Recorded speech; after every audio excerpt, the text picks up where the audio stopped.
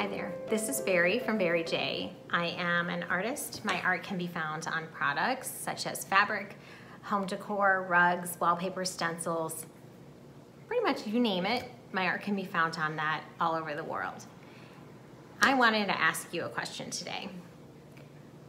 What would you be if you were that thing that you answered when you were 5 years old? What would you be when you grow up? Personally, I would be a Broadway star. I would be singing and dancing in musicals. I would have fans all over the world. It would be fabulous. That's not what I am. That's not the path that I followed. What would you be if you followed your bliss? I personally would be soaking in a tub at a spa if I followed my bliss, because that sounds like bliss to me. I just don't understand what this following your bliss path is if you're not soaking in a tub in a spa. Just me? I don't know. What would you be, though, if you followed your curiosity?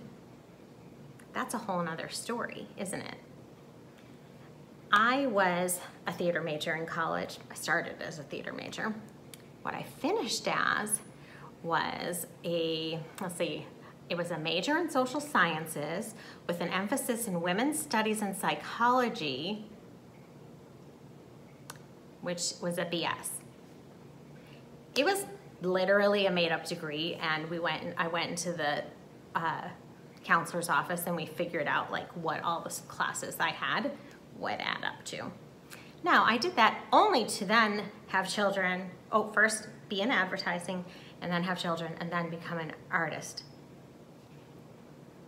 How did that happen?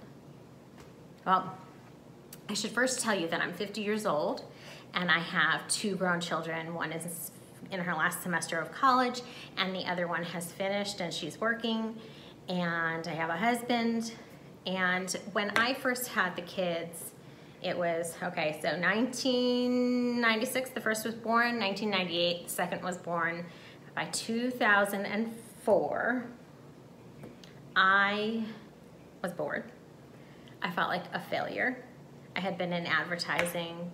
I had a degree and I had wanted to be in theater before that, but I felt like a failure. I hadn't accomplished anything, I felt like. I had these kids, that was an accomplishment, and I wanted to be with them, but I also needed something for myself.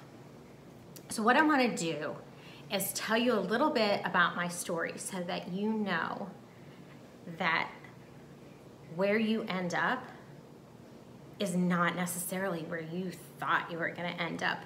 And still, it's going to be so fabulous that you're not going to be able to believe it. So let's go back a little bit. I was a theater major in college. Before that, all I ever wanted to do was sing and dance and act and be on Broadway. And somewhere during college, I freaked the heck out. That's just the truth. I was like, what? What am I gonna do? How am I gonna make it as an actress? I freaked out. That's plain and simple. I left the college I was at. I went to another college. I took class after class, not really knowing my direction. Finally, I graduated 6 years in college. I had a degree. In the meantime, I had been working in advertising. First, I was a receptionist. Then I was made a junior copywriter. They had been putting things on my desk for me to proofread. Then after being a junior copywriter, I went to a real estate firm where there really wasn't anybody to do graphics design, so I learned a little bit of that by default. And then I was back in an advertising agency doing copywriting, and then I got married and I had kids. And I didn't want to go downtown to work anymore. I wanted to be with my kids. And I wanted to be a mom. But there was this part of me that deeply, deeply felt like a failure. I hadn't really accomplished anything. My husband was out there working. He was with people all the time. He was accomplishing things. He was making money. I wasn't doing anything like that. So while my kids were an accomplishment and while they're growing up and they're being great people is a huge accomplishment. There was this part of me that really, really needed something more. So here's my story. And bear with me because I think you're gonna understand what I mean by following your curiosity when you hear the whole story. I loved making things. I don't really think I was much of a crafter or certainly didn't think I had any art talent. But I liked making things. So I started making, first I started making jewelry. Then I started making, just from beads and wire. And then I started making jewelry from found objects, buttons and whatnot, anything I could find. And then I started making collage art. And I was starting to see where that little bit of that graphics design background was coming in handy. Like I got the idea of composition. I could also make a logo in Photoshop. I could also do things like that. So if I wanted to start a business, I could. Well, there was more to a business than that, but I had some graphic design skills, bottom line. So I then started making handbags. And as soon as I started sewing, that became a real thing for me. I was like, this is something tangible. This is like, I can make something out of nothing. Like this was air before. I was making these handbags. They were crap to begin with. And then they got better and better and better. And then I started selling them to friends and relatives. And then I opened my own website. And somewhere right around 2004-ish, I had this website up. And at the same time, Etsy was in the works, and that was developing.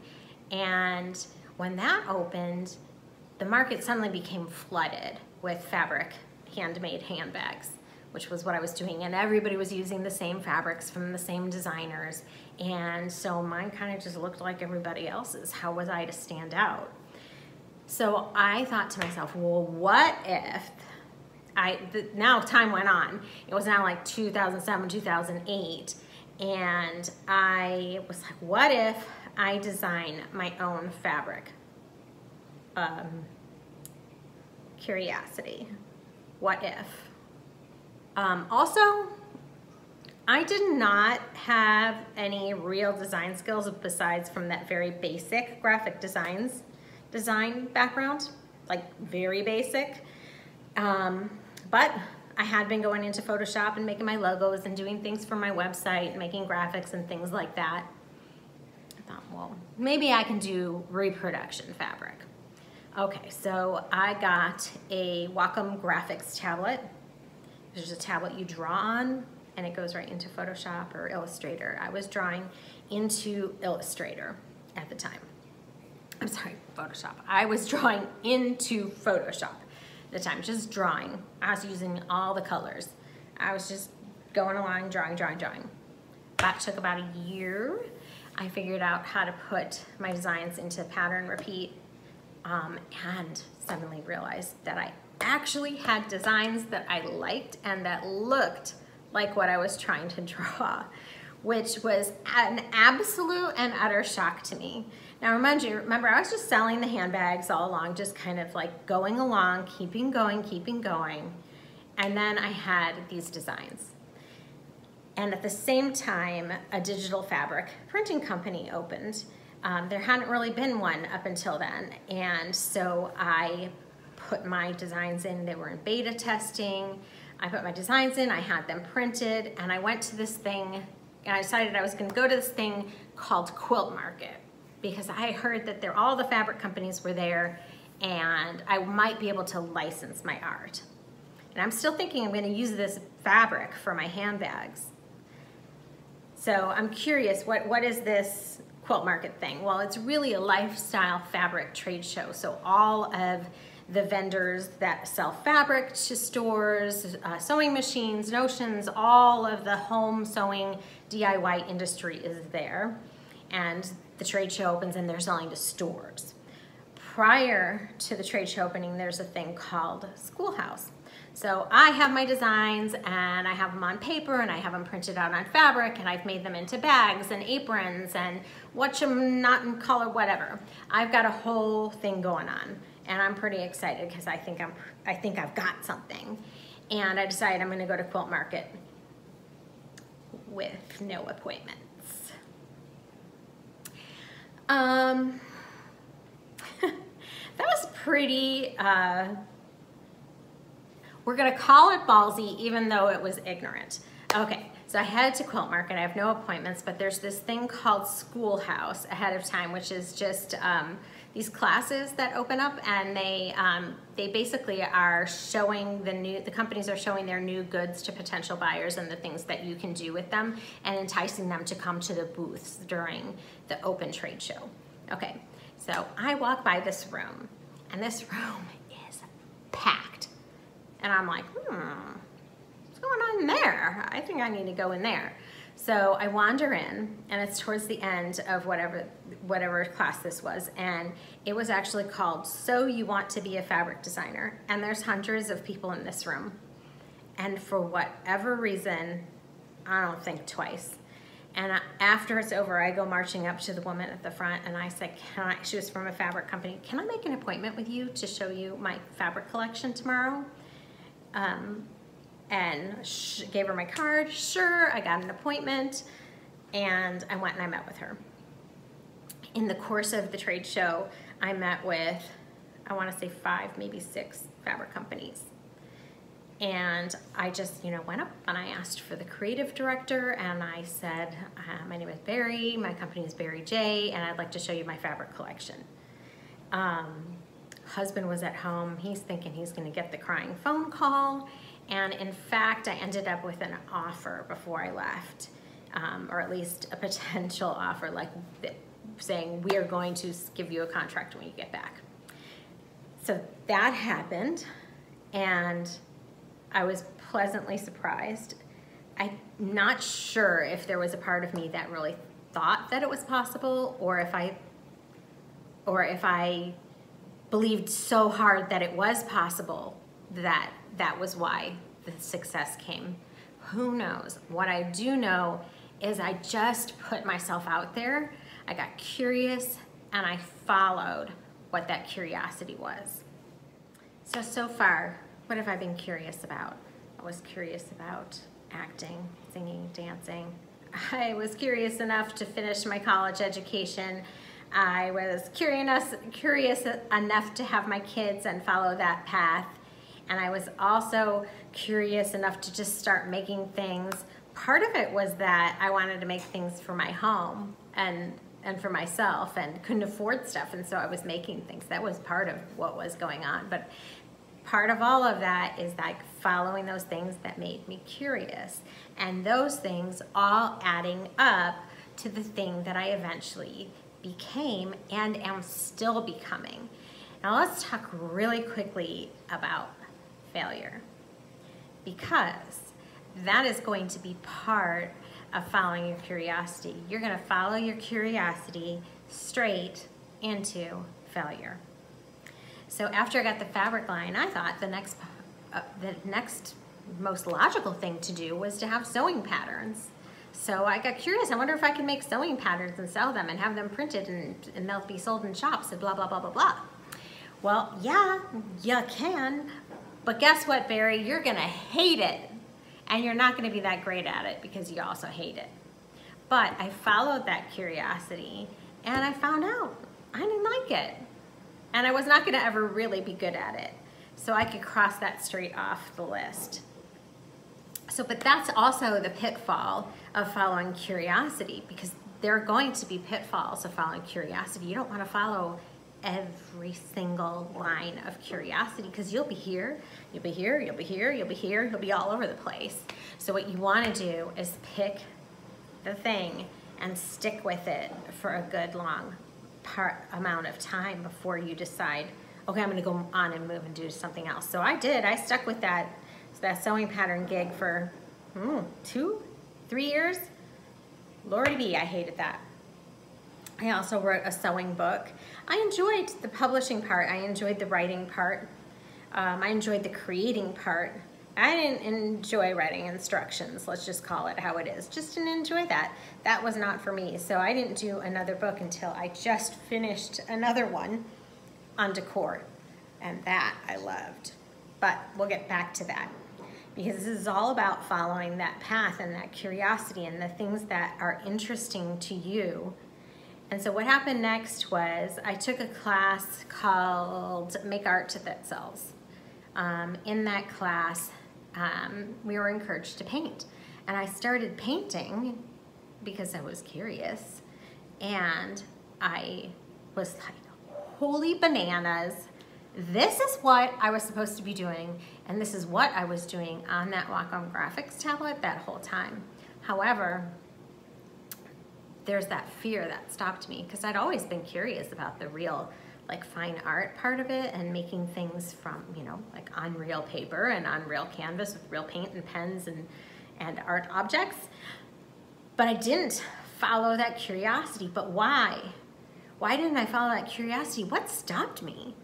The thing that stopped me, fear of failure and fear of looking like an ass, fear of looking like a total idiot and looking like somebody who had no talent, and not only that, but somebody who was faking it.